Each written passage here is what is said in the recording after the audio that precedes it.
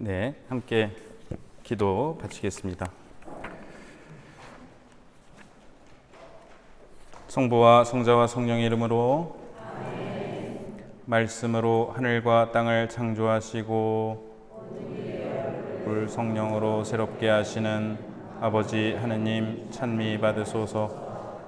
거룩한 독서를 시작하는 저희 마음을 당신의 성령으로 비추시어 성령의 숨결이 가득 서린 성경 말씀 안에서 생명과 빛을 발견하고 당신의 사랑을 온 마음으로 느끼게 하소서.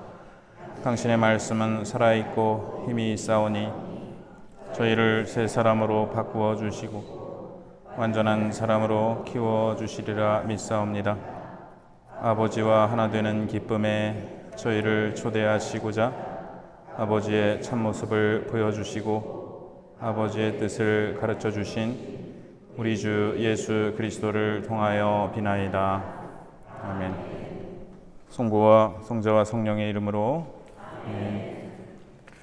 안녕하셨어요? 네, 오늘 공휴일인데도 이렇게 많이 자리해 주셔서 감사드리고요. 지지난주에 좀 어렵게 끝났죠? 네, 예수님께서 왜 돌아가셨는지 4가지 이론을 소개해 드렸는데 조금 더 이해를 도와드리려고 했는데 결론적으로 더 어려워졌다. 무슨 얘기인지 모르겠다. 이런 말씀들을 많이 하셨으리라고 생각됩니다. 저한테는 안 하셨는데 다시 한번 간단히 말씀을 드리면 첫 번째 제물로서의 십자가. 그러니까 구약 성경에서는 번제물, 희생제물 드리는 거 우리 레위기에서 많이 봤잖아요, 그죠? 그래서 동물의 피를 뿌려서 제사를 봉헌했습니다. 그래서 하느님께 죄를 용서받기 위해서 동물을 잡아 바치는 제사를 드렸는데 이제 그거는 이제 히브리서에 의하면 다 그거는 예표였고 하나도 효력이 없었다. 그러니까 한마디로 죄는 용서 못 받았다라는 겁니다. 그런데 그 예표가 이루어진 거는 예수님의 십자가에서의 제사였고 예수님께서 당신 피를 바치심으로 인해서 정말로 죄의 용서가 이루어졌다. 그래서 첫 번째로서의 제물로서의 십자가는 그런 의미인데요. 근데 가만 생각해 보면 우리가 죄를 용서받는데 이렇게 꼭 피가 필요한가? 내가 잘못한 사람한테 가서 내가 사과하고 용서 받으면 되잖아요. 그죠? 그런데 그럴 수 없는 경우도 굉장히 많습니다. 우리가 지은 죄 중에는 상대방에 대한 사과로 끝나지 않는, 더 이상 사과할 수 없는 그런 죄도 있고 또 사람에게뿐만이 아니라 하느님에게 지은 죄들, 그런 거를 생각해 보면 우리가 우리를 희생해서 기와 갚을 수 없는 죄들, 굉장히 그 죄의 어떤 깊은 차원에서의, 근데 그거를 사해 주시기 위해서는 내가 희생하고 내가 사과하는 차원에서 되지 않는다. 내가 속죄하는 차원이 아니라 예수님께서 당신 피를 흘리셔서 우리의 죄를 용서해 주신다. 이거는 바꿔서 얘기하면 뭐냐면은 내가 예수님의 용서를 믿지 못한다. 하나님의 용서를 믿지 못한다. 그럼 예수님이 괜히 돌아가신 거예요. 나는 고해성사를 받았는데 용서받았다는 확신이 들지 않는다. 그러면 예수님은 괜히 돌아가신 거예요. 예수님께서 이렇게 돌아가신 의미를 퇴색시키는 일입니다. 그러니까 하느님의 자비와 용서를 믿어야겠죠. 두 번째는 이제 승리로서의 십자가인데 이건 한마디로 하느님에 반대되는 악의 세력이 있는 거예요. 그래서 이 두 세력 간의 어떤 전투에서 예수님께서 승리하셨다. 그러니까 이 악의 세력이 그 악마라고 얘기하는 이 악마가 인류의 범죄로 말미암아서 인류를 자기 손아귀에 집어넣은 거예요. 그래서 인류는 멸망할 수밖에 없고 죄와 죽음의 종살이를 하고 있는데 예수님께서 당신 몸값을 바치신 거예요.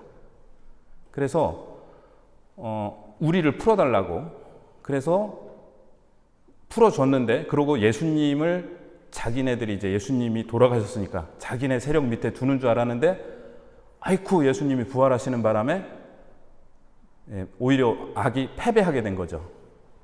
이렇게 설명을 한 건데 이거는 약간 조심스러운 게 자칫 세상을 선악의 이원론으로 보는 거는 좀 경계해야 됩니다.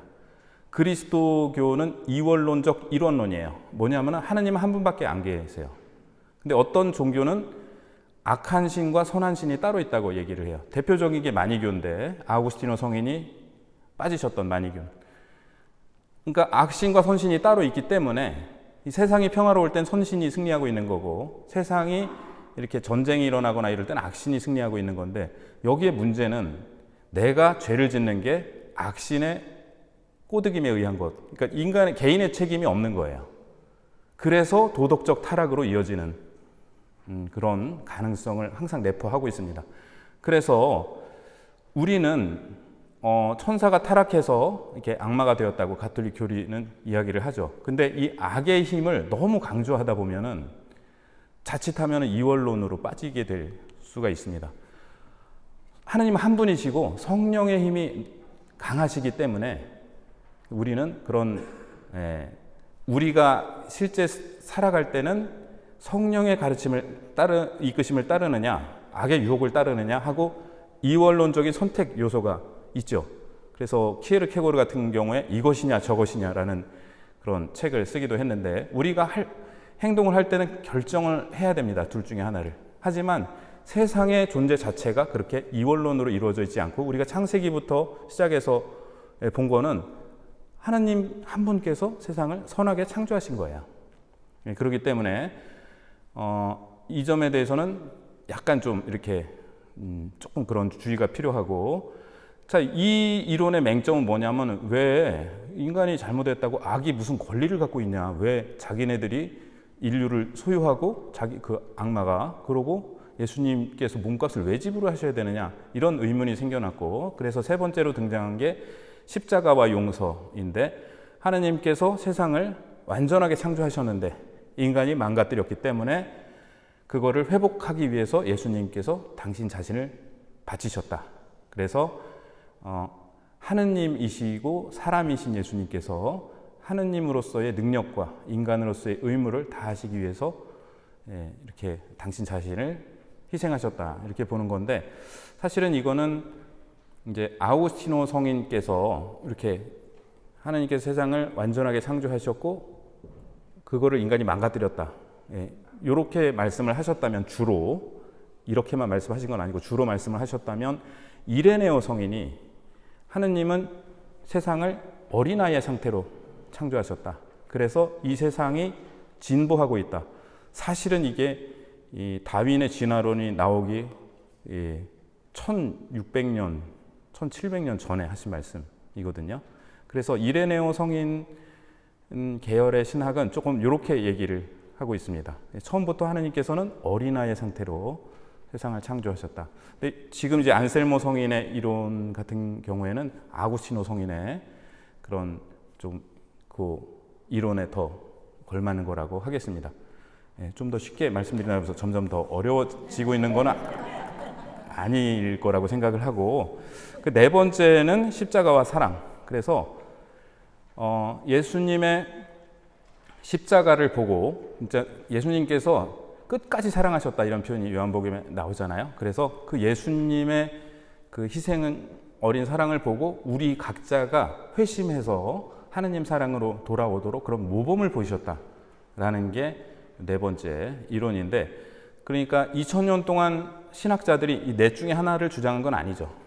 여러 가지 학설들이 있는데 대부분 요 네 개를 약간 이제 저글링이라고 할까요? 이렇게 그렇게 하면서 어떤 이론을 전개했는데 크게 이렇게 구분할 수 있다는 얘기고 꼭 맞아 떨어지지는 않습니다. 그런데 이제 문제가 되는 거는 제가 지난 시간에 말씀드렸는데 아니 하느님이 그냥 용서해 주시면 안 되나요? 왜 굳이 예수님이 피를 흘려가면서 용서를 해야 되나? 우리는 이런 의문이 들 수 있는데 제가 지난번에 한번 이렇게 소개를 해드렸는데 프랑수와 바리옹 신부님의 흔들리지 않는 신앙이라는 책이 있어요. 그래서 저는 이 책을 읽고 굉장히 많은 도움을 받았는데요.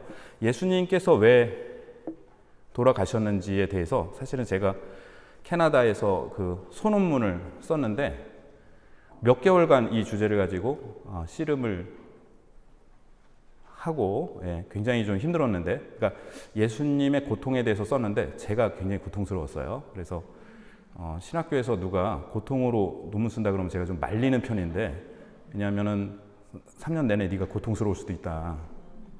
그런데 그러면서 많은 책들을 봤지만 사실 수많은 영어 책을 봤는데 사실 해답이 한국말, 우리말 책이 있었어요. 그래서 굉장히 억울했습니다.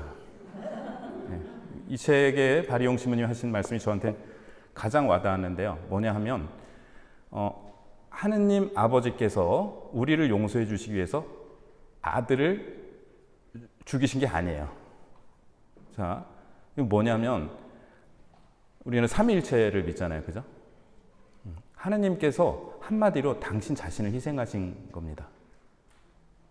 그러니까 하느님 아버지가 어떤 분이신지는 예수님이 가장 잘 보여주셨어요. 나를 본 것은, 나를 보았으면 곧 아버지를 본 것이다 말씀을 하셨는데, 예수님이 가난하시다는 건 하느님이 가난하시다는 뜻이고, 예수님이 겸손하시다는 건 하느님이 겸손하시다는 뜻이고, 예수님께서 당신 자신을 내어주셔서 우리를 용서해 주시고 그만큼 끝까지 우리를 사랑하셨으면 하느님께서 그러시다는 의미입니다. 우리는 아빠가 아들을 내주고 어떤 목적을 성취하기 위해서 아들을 내주면 우리한테 그거는 잘못이죠. 근데 하느님은 하느님 아버지와 성자이신 예수님 사이는 그거는 아버지와 아들인 건 일종의 비유이지, 그 삼위일체 안에서의 아버지가 아들을 내어주신 거는 자기 자신을 내어주신 것보다 훨씬 더 큰 희생입니다. 하느님 아버지께서 그런 희생을 하시면서까지 우리를 사랑하시고 우리를 용서하신다. 그것이 핵심입니다. 그래서 자칫 예수님의 희생만 강조하다가 하느님 아버지가 굉장히 좀 엄하신 아버지로 해석되는 것을 경계해야 됩니다. 제가 지난번에 강의록에 이 패션 오브 크라이스트 같은 영화 좀 경계해야 된다라고 말씀을 드렸는데, 이 영화는 한때 그 사순시기에 많은 성당에서 상연이 됐죠. 그래서 우리가 그 영화를 보고 저도 울어요. 그 유튜브에 보면은 그 영화 압축하는 장면, 그 다음에 노래 막 나오고, 저도 눈물이 납니다. 그렇기는 한데 조금 이 영화에 대해서 말씀을 드리면, 이 영화의 감독은 멜 깁슨인데요. 이 사람은 그 르페브르라는 그 주교님을 따르는 그러한 종파입니다. 그러니까 르페브르 주교는 제2차 바티칸 공회를 반대했어요. 제2차 바티칸 공회가 유다인들과의 그 화해를 한 것은 잘못이다. 예수님의 죽음의 책임은 유다인들한테 있다. 그래서 르페브르 주교는 아직도 라틴어를 사용하고 모금 미사를 하지 않는 걸로 이렇게 알고 있는데, 그래서 요거를 가톨릭으로 인정할 것인지에 대해서는 조금 이렇게 논쟁이 있습니다. 그런데 멜 깁슨은 이 종파를 따르는 사람이에요. 그래서 그 영화 내내 라틴어만 나와요. 그래서 예수님 돌아가신 거 완전 유대인의 책임이라고 그리고 있어요. 그래서 빌라도의 아내가 성모님급으로 미화되어 있어요. 빌라도의 아내는 빌라도를 말리고 어떻게든 죽이지 말라고 얘기하고, 그러니까 로마 당국의 책임은 없는 듯이 완전히 유대인들한테 그 책임을 이렇게 조금 전가하고 있고, 그 다음에 여기 보면은 악마와 예수님과의 어떤 싸움이 약간 이원론적으로 전개되고 있고, 그리고 예수님의 순환 장면에서 십자가의 7 말씀을 예수님이 다 하시는데, 이거는 신학적으로 좀 잘못입니다. 왜냐하면 십자가의 7 말씀은 복음서의 특성이 드러나 있는 굉장히 신학적인 말씀인데, 예수님께서 아버지 나의 하나님 어찌하여 저를 버리셨습니까? 돌아가셨다가 조금 있다가 제 영혼을 아버지 손에 맡깁니다. 그 7개 다 모아놓으면 사실은 이렇게 연결이 되지는 않습니다. 그래서 이런 신학적인 고증이나 여러 가지로 봤을 때 조금 이 영화가 예수님의 순환의 의미를 얘기하기보다는 순환의 혹독함을 지나치게 강조하고 있다. 저는 좀 그렇게 보고, 그래서 이런 거를 조금 예수님께서 그렇게 잔인하게 돌아가신 거는 사실이기는 한데, 어쨌든 저는 조금 이제 영화를, 그러면 무슨 영화가 좋냐고 저한테 물어보시면 그 나자렛 예수가, 프랑코 제피렐리 감독의 나자렛 예수가 가장 좋은 영화라고 저는 생각을 합니다. 네, 그러면 요거는 이제 넘어가고요. 이제 루카복음입니다.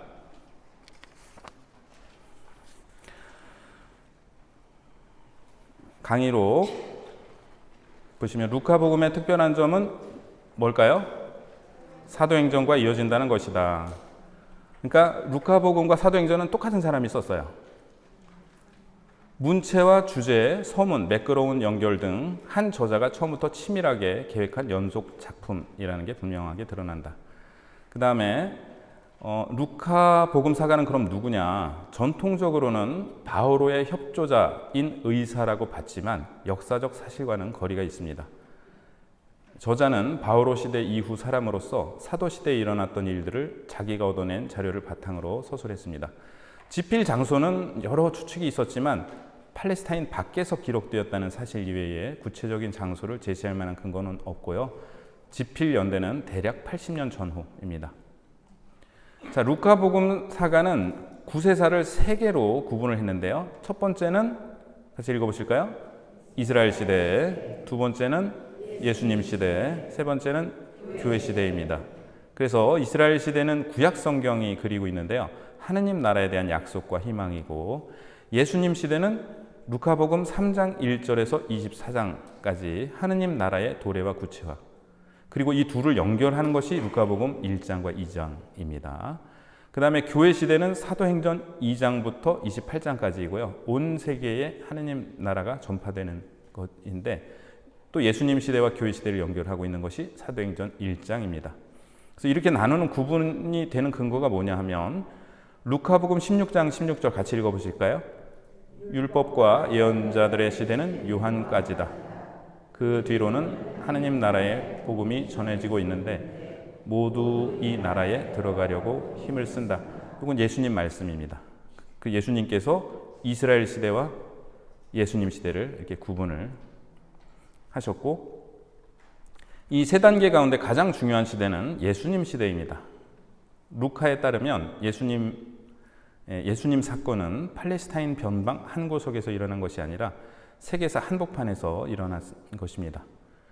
예수님 시대를 다루면서 루카는 길이라는 개념을 이용하는데요. 하느님의 뜻을 따라 인간 구원을 완성하시는 예수님의 길은 세 부분으로 나눌 수 있는데 이것이 복음서의 기본 구조가 됩니다. 첫 번째 길은 뭘까요? 갈릴레아 선교, 두 번째는 예루살렘 상경기, 세 번째는 예루살렘 선교와 구원 사업의 완성입니다. 그래서 갈릴레아 선교는 3장에서 9장 50절까지인데요. 예수님의 활동을 유다인 지역으로 한정하는데, 왜냐하면 유다인 선교는 예수님께 돌리고 이방인 선교는 교회가 한다. 이게 이제 루카복음의 입장입니다. 마르코 복음이랑 좀 차이가 있죠. 마르코 복음은 예수님께서 시리아 페니키아 여인을 만나신 뒤 이방인들에게 복음을 전하시는 걸로 그리고 있는데요. 예루살렘 상경기는 9장 51절에서 19장 27절, 사실은 굉장히 길죠 지금. 그래서 제자들의 교육이 포함되고 예루살렘으로 가신다는 표현이 자주 등장합니다. 그리고 예루살렘 19장 28절에서 24장 51절까지는 예루살렘 선교와 구원 사업의 완성인데요. 성전 정화가 도화선이 되어 체포되고 신문받고 처형되시고 예수님의 부활과 승천을 그리고 있습니다. 그래서 예수님의 길은 갈릴레아에서 예루살렘으로 향하고 세례자 요한의 등장부터 예수님 승천까지이고요. 교회의 길은 예루살렘에서 로마로, 그리고 성령 강림에서 시작해서 예수님의 재림까지 이어집니다. 사실 우리는 아직 교회의 길 시대를 살고 있죠. 자, 신학 사상을 보면은 구원의 보편주의, 정태현 신부님의 표현인데요. 하느님께 나아가는 구원의 길은 모든 이에게 열려 있습니다. 구원의 보편주의는 하느님의 공평하심에 근거합니다. 같이 읽어보실까요? 베드로가 입을 열어 말하였다. 나는 이제 참으로 깨달았습니다. 하느님께서는 사람을 차별하지 않으시고 어떤 민족에서건 당신을 경외하며 의로운 일을 하는 사람은 다 받아주십니다. 이쪽을 보시겠습니다. 강의록이 좀 빡빡해서 죄송합니다. 마테오 복음은 그리스도교와 유다교의 연속성을 강조하기 위해 예수님의 삶과 가르침을 유다적 배경에 국한하였고, 루카는 이방인 선교를 교회의 몫으로 남겨놓기 위하여 예수님의 길에서 이방인 선교를 배제하였습니다. 그래서 지리적 차원의 보편주의가 사도행전에서 드러난다면 루카복음에는 인간적 차원의 보편주의가 흐르고 있는데요. 예수님께서는 인간과 인간, 집단과 집단 사이를 가로막는 갖가지 차별의 장벽을 자유로이 뛰어넘으시면서 하나님 나라의 기쁜 소식을 전하셨습니다. 첫 번째로 창녀와 세리로 대표되는 죄인들에게 특별한 사랑과 관심을 보이심으로써 윤리적 차별을 뛰어넘으십니다. 두 번째로 루카복음에는 여성이 많이 등장하는데요. 또 여성의 역할이 강조되면서 또 예수님께서 여성을 제자로 삼으심으로써 당대에 만연한 성차별을 극복하십니다. 세 번째로 루카복음의 예수님은 스스로 가난하게 살고 가난한 사람에게 접근함으로써 경제적 차별을 뛰어넘으십니다. 루카복음은 부와 가난의 문제, 소유와 포기와 자선에 큰 관심이 있습니다. 이 마테오 복음의 진복팔단은 영으로 가난한 사람은 행복하다 이렇게 얘기하는데, 루카복음은 영으로 이런 거 빼요. 그냥 가난한 사람은 행복하고 부유한 사람은 불행하다 이렇게 얘기를 합니다. 네 번째로 소외된 지역 갈릴레아를 선교의 출발점으로 삼으시고 갈릴레아 출신의 제자들을 측근에 두어 가르치셔 지역 차별을 뛰어넘으시고, 다섯 번째로 인종적으로 차별받고 있던 사마리아인들에게 호의를 드러내심으로써 인종차별을 뛰어넘으십니다. 사마리아인에 대한 예수님의 호감을 드러내는 세 대목은 루카복음에만 나옵니다. 자, 사도행전에서는 베드로와 바오로의 설교들을 통하여 구원의 길이 구약의 이스라엘에게 먼저 열렸고, 예수 그리스도를 통하여 갈릴레아와 유다에 구체적으로 선포되었으나 유다인들이 예수님을 죽이고 가르침을 배척하자 이방인들에게 열리게 되었다고 말함으로써 구원의 보편주의에 대한 논리적 근거를 마련합니다. 특히 바오로의 선교 활동과 호교론적 설교들은 유다인들의 음해와 로마의 권력에도 아랑곳하지 않고 온 세상 만민에게 평화의 복음을 전해야 하는 교회의 사명을 루카 자신의 공동체에 거듭 확인시켜 줍니다. 그래서 이 신학 사상의 특징, 첫 번째는 구원의 보편주의고요. 두 번째로는 다음과 같은 신학적 가르침이 포함되어 있는데, 이제 앞의 내용과 중복되는 내용도 좀 있는데요. 성경에 예고된 하느님의 구원 계획이 예수님 안에서 완성된다. 그 다음에 제자들의 삶에서 성령의 역할, 성령에 대해서도 루카복음 특별히 강조하고 있고요. 가난하고 소외된 이들에게 복음을 선포하고, 성모님을 포함한 여성 제자들에 대한 특별한 언급, 성체성사 하느님 나라에서의 잔치에 연결되는 식사 장면들, 또 예루살렘 성전의 중요성 등입니다. 자, 루카복음에서 예수님은 예언자, 왕, 하느님께 선택된 종, 사람의 아들, 메시아, 다윗의 자손, 하느님의 아들이십니다. 루카복음은 예수님께서 하느님의 구원을 가져오는 구원자이시며 주님이심을 강조합니다. 이 주님은 이제 히라버로 퀴리오스라고 하는데요. 우리 성가 부를 때, 자비송 부를 때 키리에 엘레이손 들어보셨죠? 키리에 엘레이손. 키리에는 이렇게 주님하고 부르는 호격입니다. 주님 자비를 베푸소서, 그리스도님 자비를 베푸소서, 주님 자비를 베푸소서. 왜 세 번일까요? 성부, 성자, 성령이죠? 아니에요. 네, 셋 다 예수님입니다.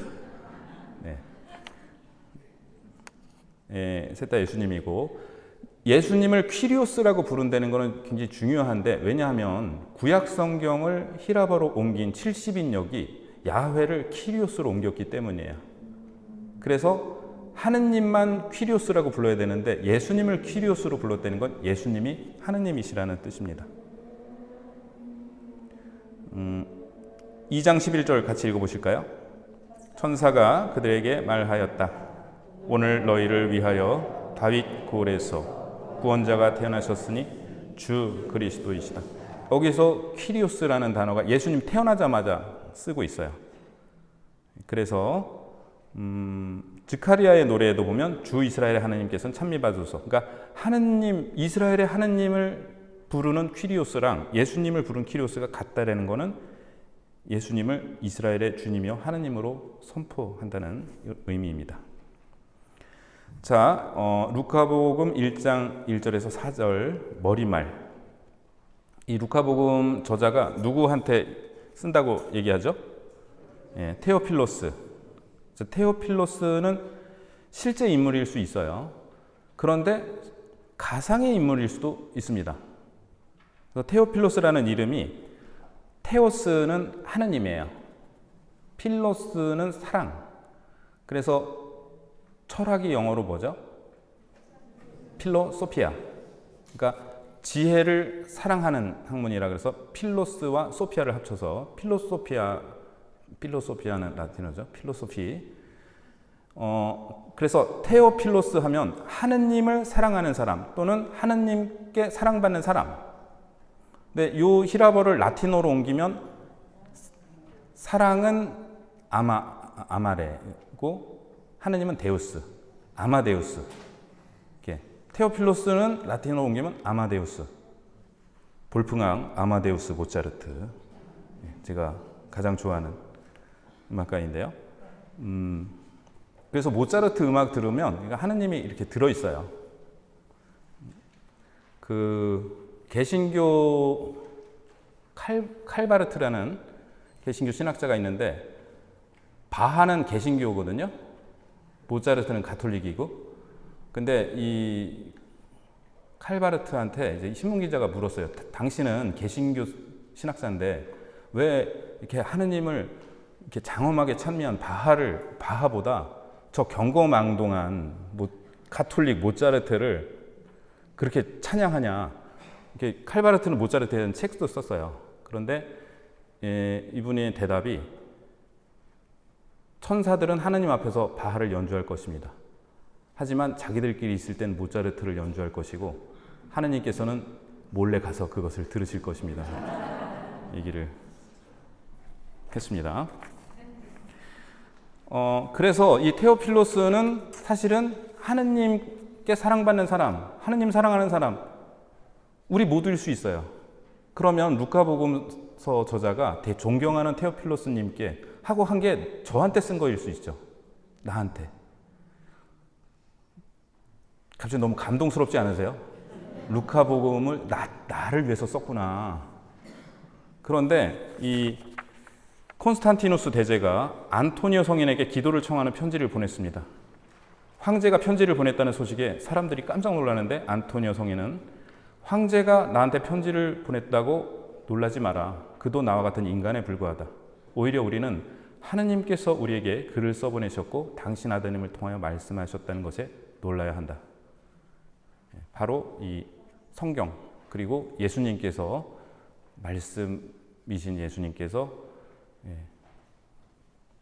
하느님 말씀을 우리에게 전해주신다는 사실 자체가 훨씬 놀라운 일이다. 이거요. 그래서 저는 고등학교 때 소년 레지오를 했다고 말씀드렸는데 그때 활동 중에 하나가 성경 읽기가 있었어요. 그래서 고등학생들이 바깥에서 활동 잘 못하니까 그래서 야간 자습 시간에 성경을 루카복음을 읽었는데 너무나 재밌었습니다.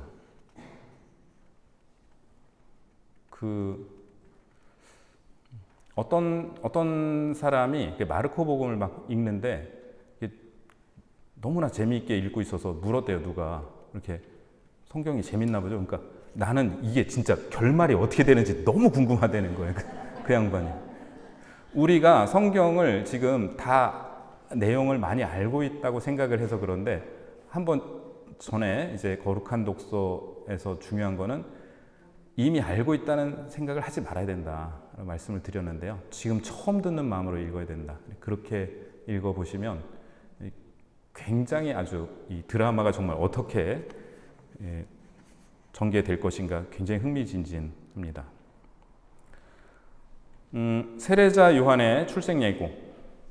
즈카리아와 제가 오늘 끝까지 해도 1장밖에 못할 것 같아요. 루카복음을 열심히 했는데 1장만 할 것 같습니다. 우리 환희의 신비와 연관이 되니까. 즈카리아와 엘리사벳은 나이가 많아 아이를 갖지 못한 아브라함과 사라를 연상케 합니다. 그러니까 구약에도 아이 못 낳는 사람들은 많이 등장했는데 나이가 많아서 못 가진 사람은 아브라함과 사라밖에 없었어요. 자, 1장 13절 같이 읽어보실까요? 내 아내 엘리사벳이 너에게 아들을 낳아줄 터이니 그 이름을 요한이라 하여라. 자, 요거는 너의 아내 사라가 너에게 아들을 낳아줄 터이니 그 이름을 이삭이라 하여라. 창세기 17장 19절과 비슷합니다. 즈카리아가 제가 그것을 어떻게 알 수 있겠습니까? 하고 되묻는데 이것은 창세기에서 아브라함이 한 말과 같습니다. 구약의 역사가 아브라함으로 말미암아 새롭게 시작된 것처럼 신약의 역사가 새롭게 시작되고 있음이 드러나고 있습니다. 자, 그 다음에 예수님의 탄생 예고입니다. 썰렁해서 얘기 안 할. 예수님은 예술고등학교를 나오셨다. 탄생 예고.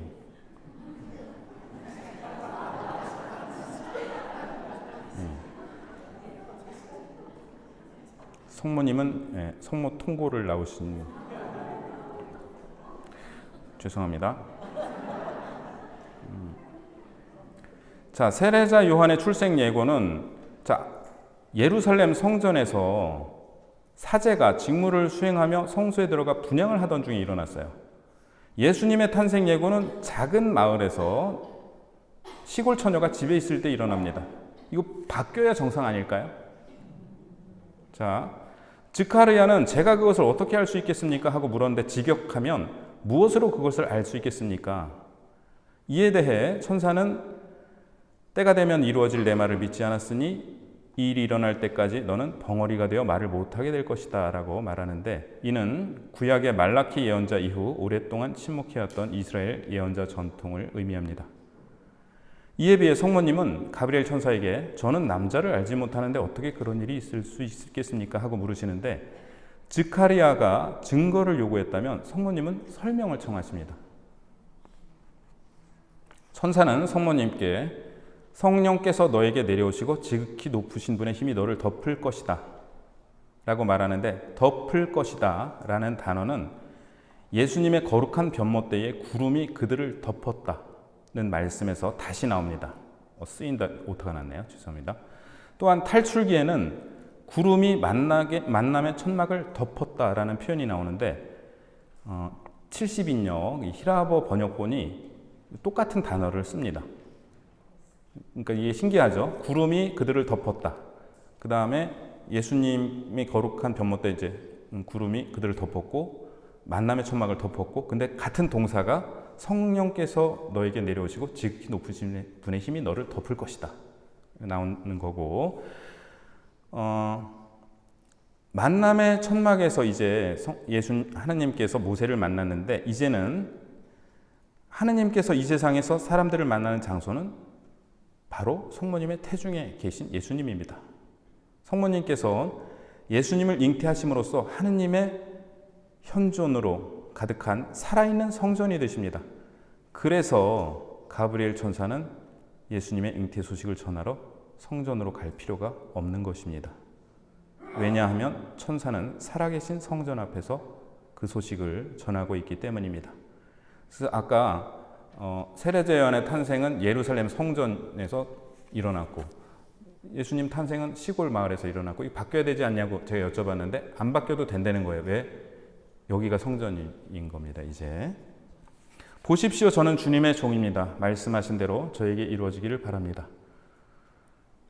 성모님의 이 말씀으로 구세주께서 이 세상에 오시게 되었습니다. 아들의 탄생 때까지 침묵을 지켜야 했던 즈카리아와는 달리 성모님께서는 엘리사벳을 만나 하느님을 찬양하는 노래를 부르실 것입니다.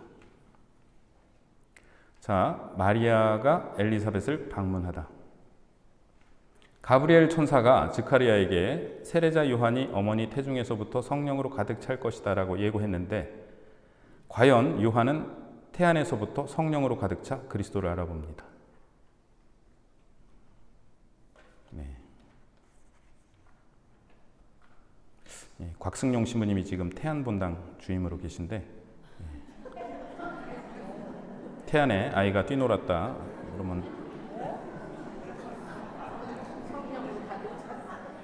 아니 태안에 아이가 많은가 싶어서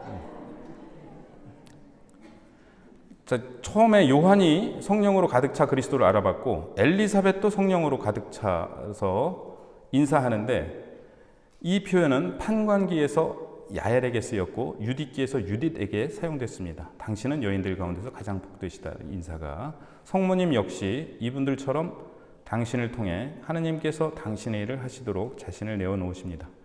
그래서 가브리엘 천사와 이제 탄생 예고를 할 때 성모님을 새로운 성전으로 묘사했거든요. 루카복음은.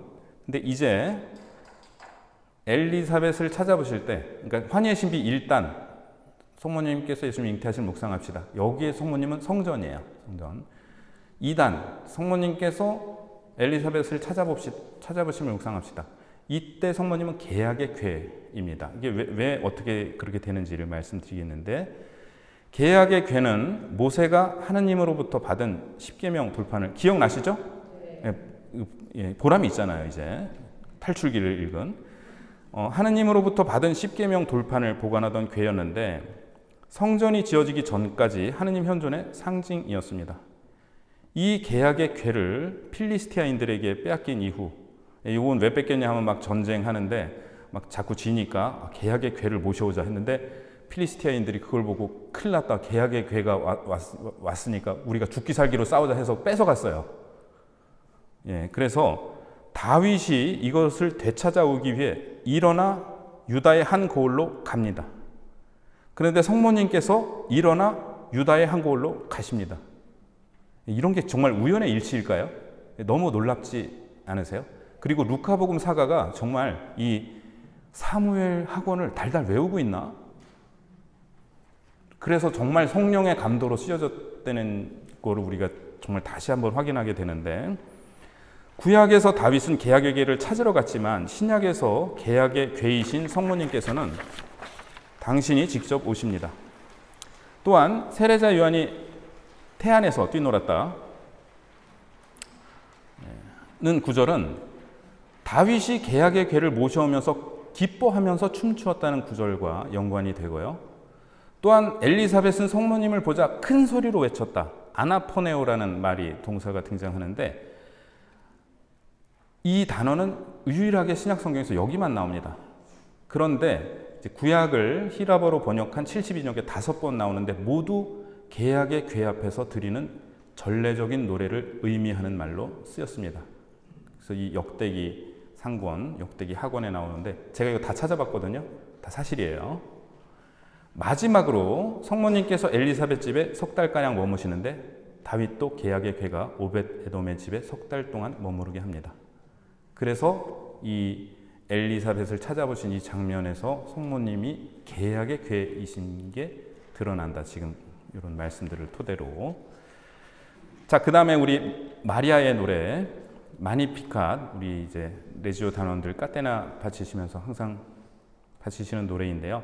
내 영혼이 주님을 찬송하고 내 마음이 나의 구원자 하느님 안에서 기뻐 뛰니 이렇게 시작하는데 사실 요거를 왜 마음으로 번역을 했을까는 조금 그러니까 의미만 알아들으시면 좋을 것 같아요. 내 영이 그러니까 영혼과 영은 다른데요. 영혼은 푸시케인데 이게 사이컬러지의 어원이 푸시케예요. 그러니까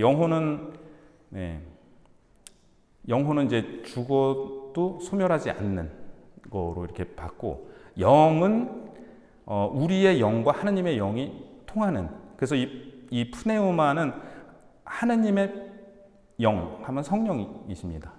그래서 우리도 우리의 영이 있죠. 그래서 내 영이 나의 구원자 하느님 안에서 기뻐 뛰니 그래서 영혼 하고 영하고, 그러니까 그럼 정확히 이거 어떻게 틀려요? 물어보지 마세요. 논문 써야 돼요. 논문 써도 뭐 결론도 안 나요.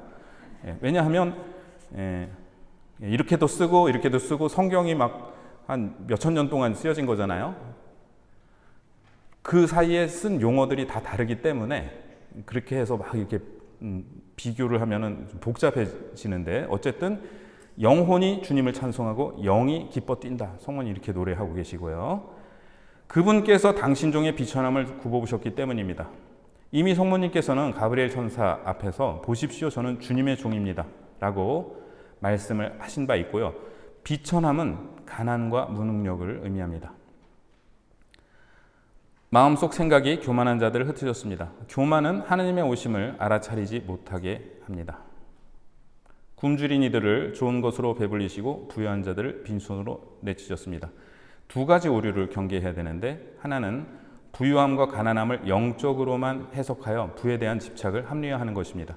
아까 말씀드렸죠. 루카복음은 마음이 가난한, 영으로 가난한 이런 안 붙인다고. 원래 영으로 가난한인데 이제 번역을 마음이 가난한 사람은 행복하다 이렇게 돼 있는데요. 그냥 가난한 사람 행복하다라고 루카복음 얘기를 합니다. 그런데 다른 하나는 오로지 물질적으로만 해석하여 영적 측면을 생각하지 않는 것입니다. 자, 다음으로 이제 스가랴의 노래. 스가랴의 노래 한번 우리 같이 한번 읽어보실까요? 찬미 받으소서. 아니 성경 갖고 오셨죠?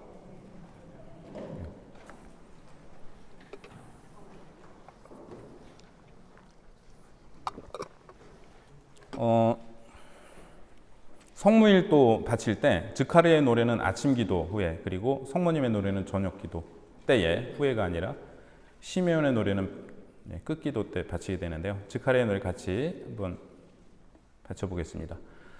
주 이스라엘의 하느님께서는 찬미 받으소서. 그분께서는 당신 백성을 찾아와 속량하시고 당신 종 다윗 집안에서 우리를 위하여 힘센 구원자를 일으키셨습니다. 당신의 거룩한 예언자들의 입을 통하여 예로부터 말씀하신 대로 우리 원수들에게서 우리를 미워하는 모든 자의 손에서 우리를 구원하시려는 것입니다. 그분께서는 우리 조상들에게 자비를 베푸시고 당신의 거룩한 계약을 기억하셨습니다. 이 계약은 우리 조상 아브라함에게 하신 맹세로 원수들 손에서 구원된 우리가 두려움 없이 한평생 당신 앞에서 거룩하고 의롭게 당신을 섬기도록 해주시려는 것입니다. 아기야, 너는 지극히 높으신 분의 예언자라 불리고 주님을 앞서가 그분의 길을 준비하리니 죄를 용서받아 구원됨을 주님의 백성에게 깨우쳐 주려는 것이다. 우리 하느님의 크신 자비로 높은 곳에서 별이 우리를 찾아오시어 어둠과 죽음의 그늘에 앉아있는 이들을 비추시고 우리 발을 평화의 길로 이끌어 주실 것이다. 네, 성모님의 노래보다 스가랴의 노래가 더 중요해서 한 거는 결코 아니고요. 성모님의 노래가 더 중요하죠. 자, 스가랴의 노래. 주여 이스라엘 하느님 찬미 받으소서. 시편의 마지막 구절에 자주 나오고, 또한 다윗에서 솔로몬으로 이어지는 왕권의 계승에 대한 기도문에도 종종 등장합니다. 여기서도 다윗 가문에서 이어지는 왕권에 대해 노래하고 있습니다. 하느님을 찬미하는 이유는 크게 두 가지인데, 첫째, 당신 백성을 찾아 속량하시기 때문이고, 둘째는 능하신 구세주를 일으키시기 때문입니다.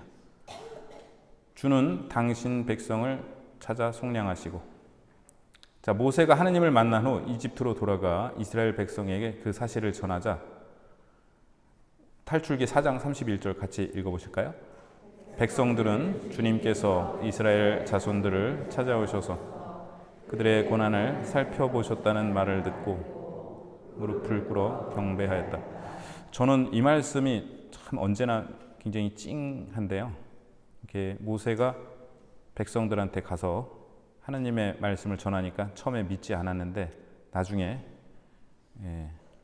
모세의 말을 믿고 하느님께서 찾아오셔서 우리의 고난을 살펴보셨다는 말을 듣고 무릎을 꿇어 경배하였다.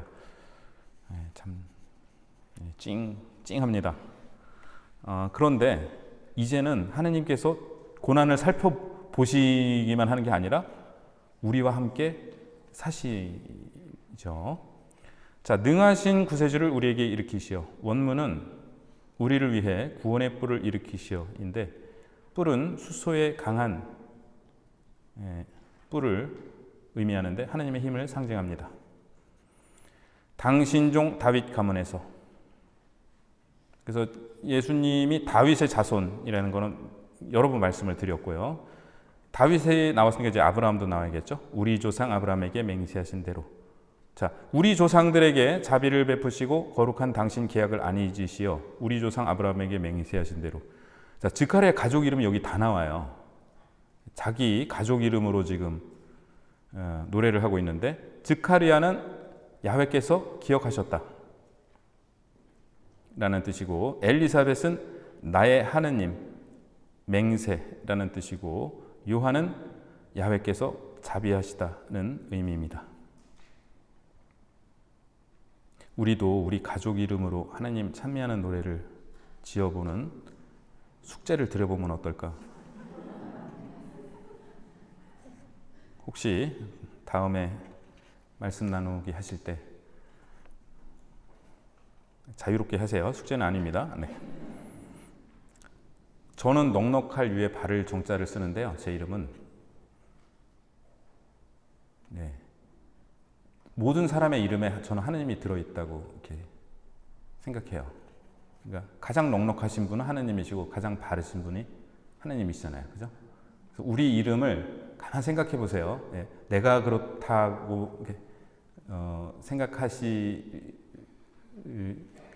텐데 하느님의 속성이 내 이름에 들어있다. 네, 우리 원수들 손에서 구원하시어. 출애굽 때처럼 하느님께서는 우리 원수들 손에서 구원하실 것인데 그 이유는 주를 섬기게 하시려는 것입니다. 이어서 세례자 요한의 역할에 대한 노래가 이어집니다. 구약에 많은 예언자가 주 하느님의 길을 준비하였다면 이제 구약의 마지막 예언자인 요한은 예수님을 준비합니다. 네, 오늘 이렇게 루카복음 1장까지만 하고 다음 시간에 이어서 또 말씀드리겠습니다.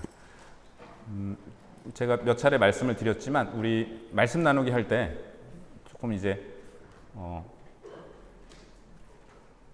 요 말씀을 이렇게 좀 되뇌면서 하느님께서 우리에게 어떻게 말씀을 건네셨는지, 내가 뭘 느꼈는지 이렇게 말씀에 의한 말씀과 연관된 말씀을 이렇게 나눠주시면 감사하겠습니다. 오늘도 수고 많이 하셨습니다. 감사합니다.